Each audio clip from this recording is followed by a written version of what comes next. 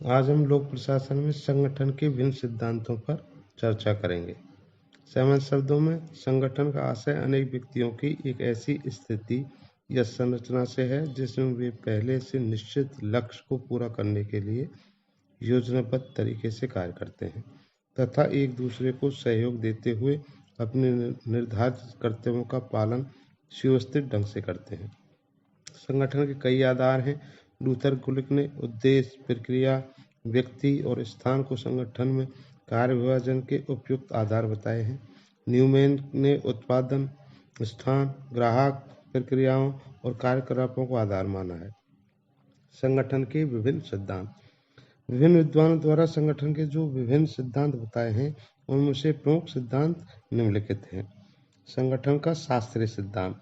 संगठन के शास्त्रीय सिद्धांत को परंपरावादी सिद्धांत अथवा यांत्रिक विचारधारा अथवा औपचारिक विचारधारा या संरचनात्मक सिद्धांत के नाम से जाना जाता है। इस सिद्धांत के प्रयुक्त समर्थकों में हेनरी फेयोल, लूथर गुलिक, मूने, उर्विक आदि प्रमुख हैं।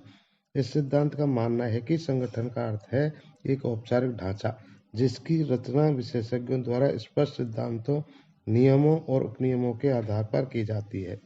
इन विचारकों के मतानुसार संगठन मूलतः एक औपचारिक संरचना अथवा योजना है तथा कुछ पूर्व निश्चित सिद्धांतों की सहायता से विशेषज्ञ इस योजना का निर्माण ठीक उसी प्रकार कर सकते हैं जिस प्रकार कोई वास्तुकार वास्तुकला के सिद्धांतों की सहायता से किसी भवन की योजना बनाता है।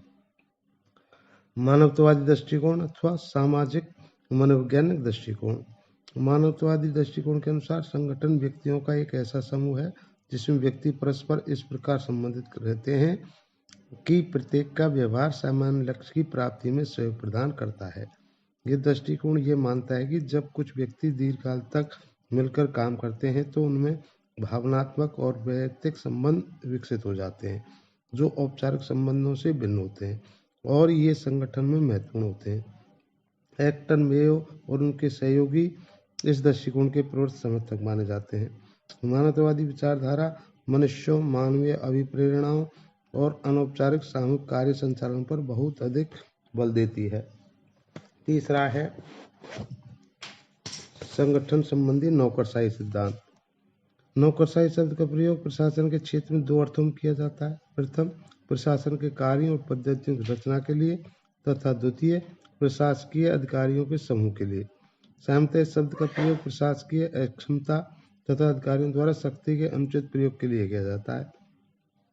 मैक्स वेबर ने नौकरशाही का समाजशास्त्र अध्ययन करते हुए शब्द को विभिन्न अर्थों में प्रयोग किया। उस पर बोल दिया कि किसी संगठन के उद्देश्यों अथवा लक्ष्यों की उचित प्राप्ति के लिए नौकरशाही अनिवार्य है। मैक्स वेबर ने नौकरशाही को प्रशासन के एक तर्कसंगत और विवेकशील व्यवस्था मानते हुए इसे आदर्श प्रकार बताया है। आदर्श प्रकार वही है जिसके अनुसार संगठन प्रगतिशील होता है। संगठन का अलग सिद्धांत है व्यवहारवादी सिद्धांत। संगठन के सिद्धांत के अनुसार किसी भी संगठन का केवल औपचारिक ज्ञान ही पर्याप्त नहीं है वरन संगठन के वास्तविक व्यवहार का ज्ञान भी अपेक्षित है। ये जरूरी नहीं है कि संगठन का औपचारिक ढांचा व्यवहार पक्ष से भिन्न अथवा विपरीत हो, क्योंकि ऐसा कहा जाता है कि दोनों के बीच एक रूपता रहेगी। फिर भी ऐसे अवसर सामान्यतः आ ही जाते हैं जब संगठन का व्यवहारिक रूप उसके औपचारिक ढांचे से अधिक आगे बढ़ जाता है। अगला सिद्धांत है क्रीड़ा सिद्धांत। क्रीड़ा सिद्धांत के अनुसार खेल की ही भांति संगठन के भी नियम, उपनियम अथवा सिद्धांत हुआ करते हैं। इस सिद्धांत के प्रतिपादकों में न्यूमैन, मॉर्गनस्टीन तथा अर्नेस्ट जर्मेलो आदि विद्वान प्रमुख हैं। अगला सिद्धांत है निर्णय का सिद्धांत। निर्णय अथवा निश्चय के सिद्धांत के अनुसार प्रत्येक क्रिया के दो पहलू हैं, निर्णय लेना और उसे कार्यान्वित करना। इस सिद्धांत की मान्यता है कि जब किसी संगठन का सामान्य लक्ष्य निश्चित कर लिया जाता है तो निर्णय लेने की प्रक्रिया समाप्त नहीं हो जाती। निर्णय लेने की प्रक्रिया का व्यवहार करने की प्रक्रिया से घनिष्ठ संबंध होता है। इस सिद्धांत प्रमुख समर्थक साइमन है। सूचना सिद्धांत। इस सिद्धांत को सूचना सिद्धांत की मान्यता है कि किसी भी संगठन द्वारा लिए जाने वाले निर्णयों का प्रकार एवं प्रकृति उसके कर्मचारियों और अधिकारियों को प्राप्त होने वाली सूचना पर निर्भर करता है। निर्णय प्रक्रिया में दो तथ्य महत्वपूर्ण है। प्रथम, सूचनाओं की प्राप्ति तथा द्वितीय, उन सूचनाओं को समझने एवं काम करने में लाने के अधिकारियों की सामर्थ्य। अगला सिद्धांत है संचार सिद्धांत। संचार सिद्धांत ये मानता है कि संगठन की सफलता, सार्थकता और कार्यकुशलता आदि बातें बहुत कुछ ऐसे संचार व्यवस्था के रूप इन प्रकार पर निर्भर करती हैं जिस संगठन में संचार के उपयुक्त माध्यमों का प्रयोग किया जाता है। उसके कर्मचारी और अधिकारी संगठन की तत्कालीन समस्याओं और कार्रवाई पूर्णतः अवगत रहते हैं। इसके परिणामस्वरूप निर्णय लेने का कार्य अधिक आसान हो जाता है। अगला है समूह सिद्धांत। संगठन के समूह सिद्धांत की मान्यता है कि हित तथा सामाजिक संबंधों के आधार पर संगठन में समूह का निर्माण हो जाता है। ये समूह गतिशील रहते हैं और संगठन में निर्णय लेने की प्रक्रिया में महत्वपूर्ण कार्य करते हैं तथा उस प्रक्रिया को प्रभावित करते हैं। अगला सिद्धांत अभिप्रेरणा सिद्धांत। संगठन का यह सिद्धांत संगठन और उसके कर्मचारियों की अभिप्रेरणा पर अधिक बल देता है, अर्थात संगठन में कर्मचारियों से अधिकतम सहयोग प्राप्त करने के लिए उन्हें अभिप्रेरित करते रहना चाहिए। कर्मचारियों को उनकी विभिन्न प्रकार की आवश्यकताओं को पूरा करके अभिप्रेरित किया जा सकता है।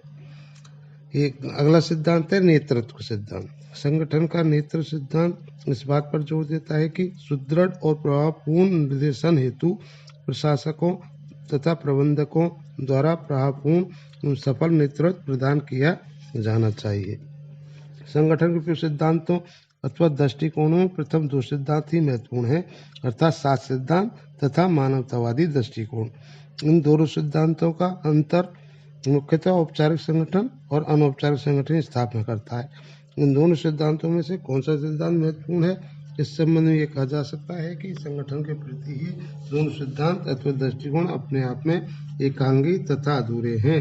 संगठन के प्रति एक सही दृष्टिकोण यह है कि इन दोनों सिद्धांतों को बराबर महत्व प्रदान किया जाना चाहिए, अर्थात संगठन को बनाते समय न तो संगठनात्मक संरचना अर्थात औपचारिक संबंधों की अवहेलना करनी चाहिए और न ही मानवीय तत्व अर्थात अनौपचारिक संबंधों को गौण माना जाना चाहिए। धन्यवाद।